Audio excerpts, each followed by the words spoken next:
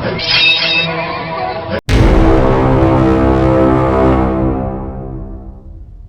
sahabat berbaju besi, di video kali ini kita akan membahas serial film salah satu tokoh yang berpengaruh di dunia Islam, yaitu Yusuf bin Najmuddin Al-Ayyubi, atau kita kenal dengan nama julukan Salahuddin Al-Ayyubi. Dalam film, dikisahkan sejak kelahiran Salahuddin hingga berhasil membebaskan kembali Baitul Maqdis atau Yerusalem ke tangan kaum muslimin. Lalu bagaimana kisahnya? Mari kita simak alur cerita film Salahuddin Al-Ayyubi.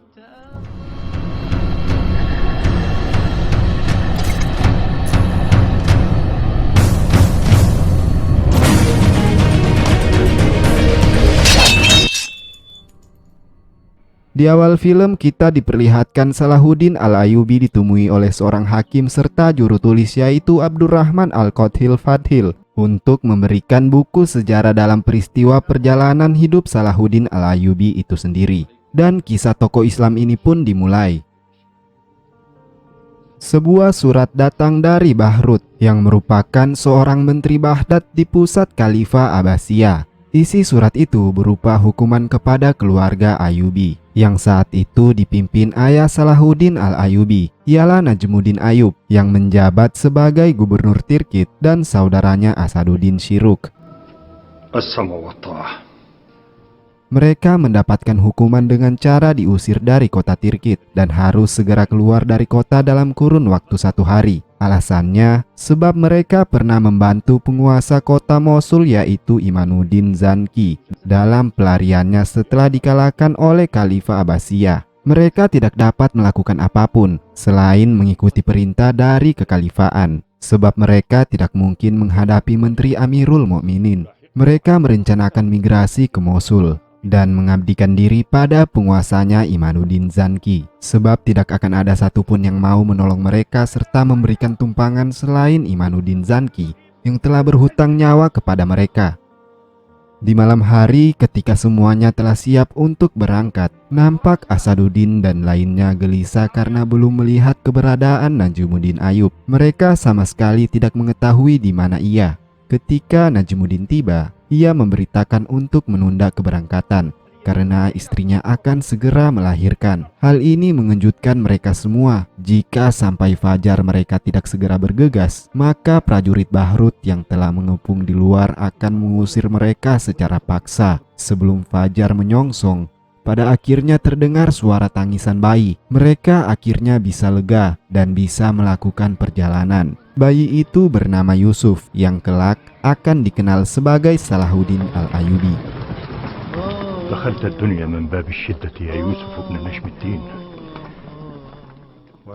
Tibalah mereka di provinsi Mosul dan mendapat sambutan baik oleh Imanuddin Zanki. Di scene ini kita juga diperkenalkan dengan anak dari Imanuddin Zanki, yaitu Safuddin Ghazi dan Nuruddin Mahmud. Di Mosul, mereka mengabdikan diri di bawah pimpinan Zanki. Kala itu, Zanki sedang membicarakan pergerakan mereka untuk melakukan penyerbuan ke kota Hims. Imanuddin Zanki telah melakukan beberapa kali agresi ke kota itu, namun belum berbuah hasil. Namun Zanki adalah pimpinan yang tak kenal putus asa. Ia tetap terus pergi lalu kembali lagi. Saat ini Zanki telah berhasil menguasai Aleppo, lalu menyatukan Aleppo dan Mosul di bawah pimpinannya. Scene berpindah di kota Yerusalem yang saat itu dipimpin oleh Raja Fulk. Raja Fulk mengumpulkan para bawahannya untuk membahas pilihan mereka menghadapi beberapa konflik yang akan berkecamuk. Yang pertama adalah datangnya surat permintaan bala bantuan dari Raimon Kon Antokia karena wilayah mereka ingin ditaklukkan kerajaan Bizantium dan menjadikan tempat itu sebagai salah satu tempat untuk Kristen Ortodoks yang mereka anut. Sedang Yerusalem sendiri merupakan bagian dari Katolik Roma. Di sisi lain, surat kedua datang dari Raimon Kon Tripoli yang juga akan berkonflik dengan Imanuddin Zanki. Raja Fulk mengetahui jika jalur agresi Imanuddin Zanki adalah ingin menguasai Damaskus. Akan tetapi, tujuannya sebenarnya yaitu untuk mengambil kembali kota Yerusalem. Untuk itu, ancaman terbesar mereka saat ini adalah Imanuddin Zanki, dan mereka sepakat untuk lebih dulu membantu Raimon Kon Tripoli.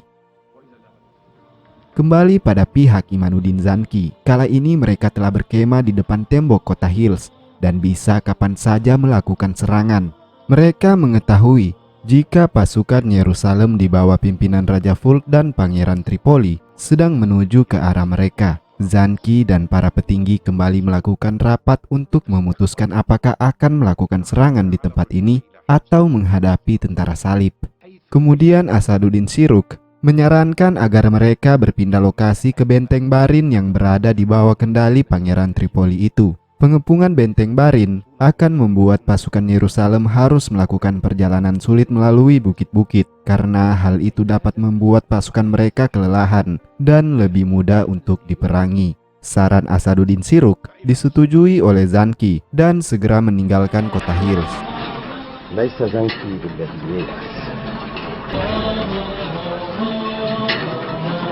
Tibalah pasukan Yerusalem dan Tripoli mendekati Benteng Barin. Mereka mendirikan kemah karena kondisi yang sudah melelahkan. Di perkemahan itu, mereka ingin mengirimkan surat kepada Raimon Kon Antokia dan Damaskus untuk membentuk aliansi memerangi Zanki. Akan tetapi, Raja Yerusalem menolak sebab mereka tidak dapat melakukan pertempuran yang berlangsung lama sebab akan mengalami kekalahan. Mereka harus mengakhiri perang dan segera kembali ke kerajaan. Keesokan harinya, pasukan salib membagi prajurit. Pasukan pertama tetap berjaga di benteng di bawah pimpinan Pangeran Tripoli, dan lainnya dipimpin langsung Raja Fulk menuju Benteng Barin. Saat pasukan raja mendekati Benteng Barin, rupanya pasukan prajurit Zanki telah berada di sekitar perkemahan dan mengejutkan mereka yang tidak menyadari hal itu. Begitu pula yang terjadi di perjalanan raja yang belum sempat sampai di benteng. Pasukan Zanki telah mencegat mereka lebih dulu dan pertempuran pun terjadi.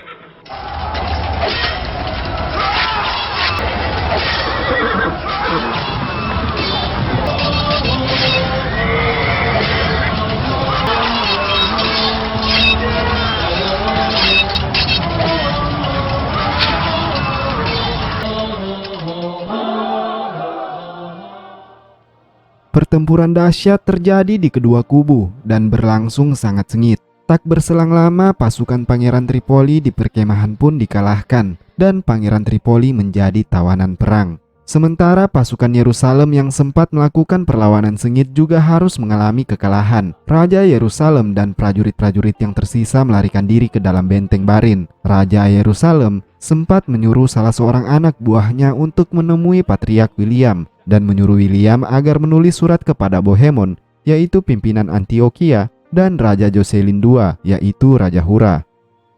Di perkemahan, Pangeran Tripoli yang tertangkap dilayani dengan baik. Zanki menyuruhnya untuk ikut makan bersama. Di sini Zanki mengajak dan memberi beberapa penawaran-penawaran kepada Pangeran Tripoli itu, meminta agar ia menyuruh Raja Yerusalem untuk menyerah dan memberikan Benteng Barin kepada mereka tanpa harus terjadi pertumpahan darah lagi. Raja Tripoli menolak permintaan itu dan lebih setuju untuk dihukum mati. Kemudian Zanki mengenalkan pelayannya yang bernama Branka. Brankas adalah seorang keturunan Eropa yang mengabdi kepada Zanki. Pangeran Tripoli terkejut jika pelayan Zanki adalah orang sebangsanya. Akan tetapi Brankas tidak dijadikan seperti budak. Ia mendapatkan tempat yang baik serta gaji yang sesuai. Di sisi lain, Patriark William, Bohemond II, dan Joselin II berdiskusi tentang tindakan apa yang harus mereka lakukan. Saat ini Bohemond II tidak mau memberi bala bantuan kepada Yerusalem sebab surat pertolongannya sebelumnya terabaikan. Tambah lagi kerajaan Bizantium sewaktu-waktu bisa menyerang wilayah mereka. Ia tidak ingin mengeluarkan prajurit dari kerajaan. Joselin II terus mendebatnya, karena jika pasukan mereka bergabung, mereka dapat menyelamatkan Benteng Barin yang telah terkepung itu. Sebelum-sebelumnya kerajaan Antioquia dan Ruha tidak pernah bersatu, dan kali ini mereka harus bergabung untuk menyelamatkan Raja Yerusalem yang terkepung. Persoalan Bizantium, mereka bersepakat akan mempertahankan kota bersama-sama. Setelah selesai menyelamatkan Raja Yerusalem, mereka pun sepakat untuk membantu Raja Yerusalem dan berangkat menuju Benteng Barin. Kembali ke Benteng Barin. Di dalam benteng mereka terus mendapatkan serangan tiada henti dari pasukan Zanki. Tambah lagi pasokan makanan di dalam benteng tidak akan bertahan lama. Para pimpinan lain terus mendesak Raja Yerusalem agar menyerah saja dan memberikan benteng Barin ke tangan Zanki. Raja jelas saja menolak sebab martabat kerajaan akan menurun. Apalagi jika berita kekalahan Yerusalem tersebar, maka kaum muslimin akan semakin banyak bergabung di bawah kepemimpinan Zanki. Jika itu terjadi, Zanki bukan hanya menghabisi benteng-benteng di sekitarnya, tapi juga melakukan serangan di Yerusalem.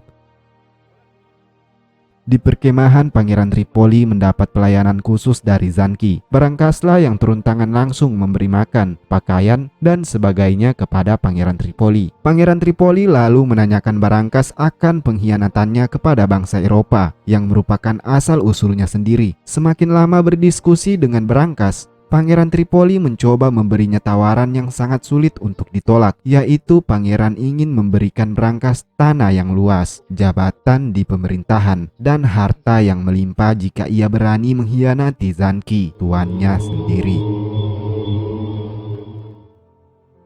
Hari demi hari terus berlalu. Zanki dan pasukannya tidak berhenti sedikit pun melakukan serangan ke dalam benteng. Keadaan dalam benteng semakin parah. Tentara maupun warga sipil terus-menerus menjadi korban karena raja yang masih juga belum mau menyerah dan berharap bala bantuan segera tiba. Hal ini memaksa semua pimpinan lain terus membujuk Raja Yerusalem untuk menyerah saja, sebab tidak ada kabar dari kerajaan lain terkait pengepungan ini. Raja Yerusalem yang terus mendapatkan desakan itu memutuskan untuk mengirim salah satu dari mereka untuk membuat kesepakatan kepada Zanki.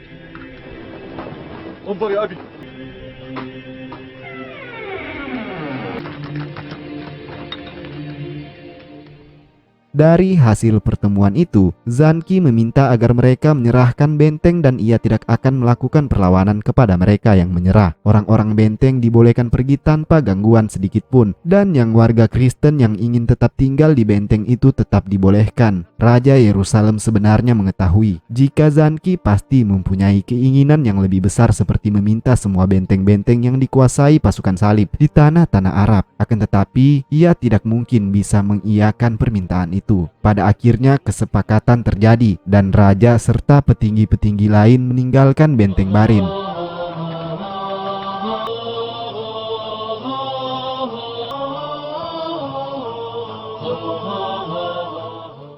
Setelah berjalan cukup jauh, Raja Yerusalem terkejut melihat pasukan salib di bawah pimpinan Joselin II dan Bohemond II sudah di hadapan mereka dan ingin melakukan serangan. Raja menyesali telah menyerah, padahal mereka hanya butuh tambahan setengah hari saja agar bala bantuan itu datang. Imanuddin Zanki berhasil menguasai Barin dan kembali ke Aleppo dengan sambutan yang hangat dari rakyat-rakyatnya. وهم مع ذلك منشغلون بأنفسهم ولا حول ولا قوة إلا بالله. Sin berpindah ke Damaskus. Pimpinan Damaskus yaitu Majiruddin sedang memarahi Menteri Keuangannya yang terkena isu penggelapan harta Baitul Mal. Majiruddin ingin memastikan jika para menteri-menterinya tidak melakukan pengkhianatan, apalagi dalam kondisi saat itu mereka sedang dilanda kepanikan karena berita kekalahan pasukan salib dan Raja Yerusalem tersebar luas. Zanki pasti akan segera bergerak menyerang Damaskus. Setelah menguasai Barin, Imanuddin mengatakan kepada para penasehatnya untuk tidak merasa puas meski mereka berhasil mengalahkan salah satu basis benteng orang-orang Eropa dan Damaskus itu. Tujuannya tetap masih sama seperti sebelumnya, yaitu ingin mengambil kembali hak kaum muslimin akan Baitul Maqdis yang sudah dikuasai selama puluhan tahun itu. Akan tetapi, sebelum itu mereka harus menguasai Damaskus terlebih dahulu. Kemudian Zanki mulai memikirkan strategi lain dalam menguasai kota-kota itu. Ia ingin memanfaatkan pernikahan dengan anak Muinuddin, anak yang sebelumnya menguasai kota Hims dan saat ini menjabat sebagai salah satu menteri di Damaskus. Di waktu peristirahatan, kembali diperlihatkan ayah dan paman Salahuddin yang sedang membicarakan rencana Zanki untuk menguasai kota tanpa menghendus pedang, namun dengan pernikahan. Mereka tidak tahu apakah hal itu benar-benar bisa dilakukan. Kemudian Salahuddin kecil datang ke tempat itu. Sang paman lalu terfikirkan akan anak itu. Anak itu haruslah menjadi pimpinan terbaik dan tentunya lebih baik dari mereka semua di masa depan. Sang ayah kemudian berpendapat, jika anak itu selain bisa menjadi lebih baik dari mereka, ia juga harus lebih baik kepada kemaslahatan agama. Untuk itu sang ayah memberikannya julukan Salahuddin. إن صلح دينه فإن كان لابد فصلاح الدين.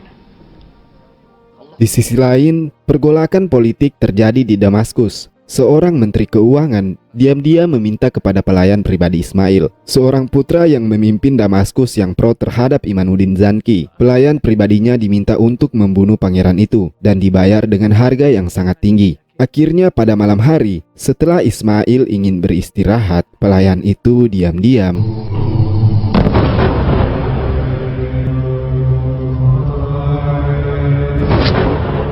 Kejadian ini membuat Imanuddin Zanki segera mempercepat pergerakan menuju tembok Damaskus untuk melakukan penyerangan kembali. Setibanya di Damaskus, Zanki mendapat saran dari Najmuddin Ayub dan Asaduddin Syiruk untuk memindahkan pasukan dari Damaskus ke Balabak yang menjadi tempat pasukan bantuan dan sandaran jika Damaskus berhasil ditembus. Jika Balabak bisa dikuasai, maka Damaskus kehilangan pasukan bantuan dan tempat persembunyian. Sekaligus mereka dapat mengontrol pergerakan Damaskus dari tempat itu. Imanuddin Zanki yang merasa itu adalah ide cemerlang, segera memutar kembali pasukan menuju Balabak dan melakukan penyerangan.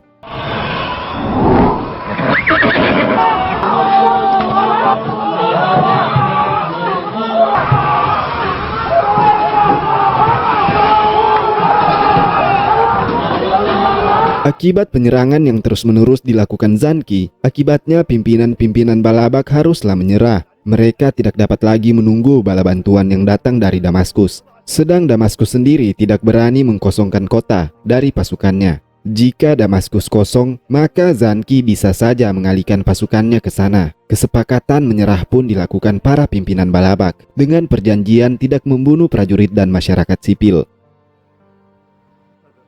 Seusai menguasai Balabak, rupanya Imanuddin Zanki melakukan hukuman kepada para prajurit Balabak. Hal ini membuat anaknya sendiri yaitu Nuruddin mempertanyakan kebijakan ayahnya dalam melakukan perjanjian sebelumnya. Rupanya Imanuddin Zanki ingin memberi pelajaran kepada pihak-pihak lain dan menyerukan pihak lain terutama Damaskus agar menyerah kepada mereka. Hal ini ditentang oleh Nuruddin yang menganggap sang ayah telah membatalkan perjanjian atas nama Allah. Hal ini dianggap kesalahan dan pastinya pihak-pihak musuh tidak akan lagi mempercayai Imanuddin Zanki.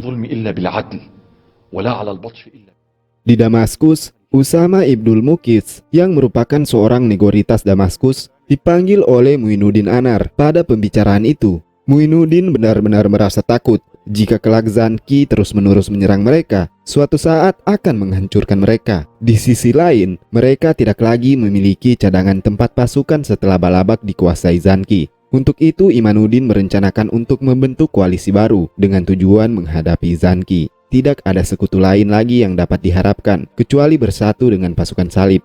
Keinginan Muinuddin ini membuat Usama terkejut. Sebenarnya ia sendiri lebih mengagumi Zanki, sebab Zanki yang terus berusaha menduduki wilayah-wilayah Islam dengan tujuan untuk mengembalikan Baitul Maqdis yang sudah dikuasai Eropa. Akan tetapi mereka ketakutan jika harus menyerahkan kota kepada Zanki, sebab kejadian pembunuhan prajurit dilakukan Zanki di Balabak. Untuk itu Usama mau tidak mau harus menuju Yerusalem dan membuat kesepakatan dengan Raja Fulk agar mereka bisa bersatu menghadapi Zanki. Usama akhirnya menuju Yerusalem. Di awal pertemuan, nampak Usama terus saja menyudutkan raja dengan pernyataan-pernyataan politik orang Eropa. Orang-orang Arab tetap masih tidak menerima jika Baitul Maqdis tetap berada di bawah kendali para pasukan Eropa, meski keberadaan mereka sudah berpuluh-puluh tahun. Raja Fulk yang tidak mau lagi mendengar ocehan dari Usama segera memberikan persyaratan-persyaratan kepada Damaskus jika mereka mau bersatu menghadapi Zanki.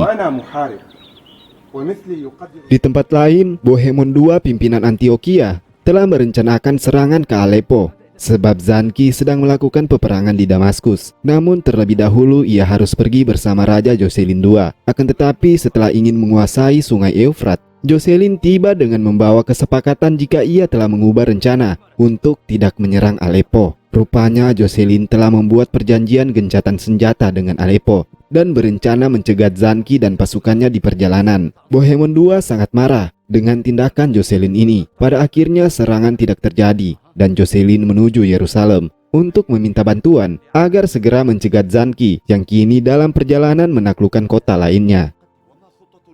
Rupanya apa yang dilakukan Jocelyn membuatnya terperangkap dalam strategi Zanki. Zanki sendiri telah mengetahui hal itu. Untuk itu Zanki dan pasukannya berpura-pura melakukan perjalanan untuk menaklukkan benteng lain. Dan ketika Jocelyn meninggalkan kerajaan Ruha, Zanki menuju ke sana dan melakukan serangan dadakan. Peperangan di Ruha pun terjadi.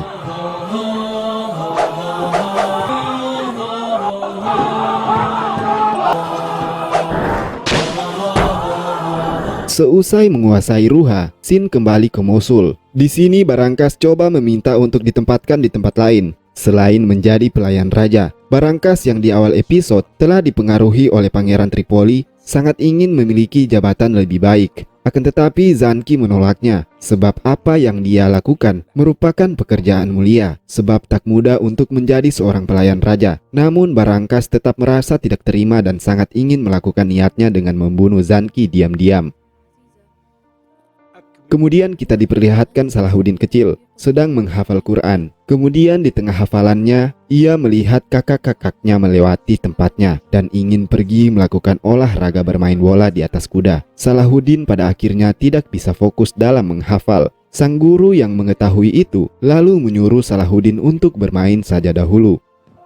Di tempat permainan bola itu, Salahuddin terjatuh dari kudanya karena belum begitu lihai. Orang-orang yang melihatnya amat khawatir. Namun beda dengan Asaduddin Syiruk. Ia menganggap jika Salahuddin tidak boleh menadi laki-laki lemah karena ia adalah keturunan Ayubi. Ia mengangkat kembali Salahuddin menaiki kudanya dan kembali bermain.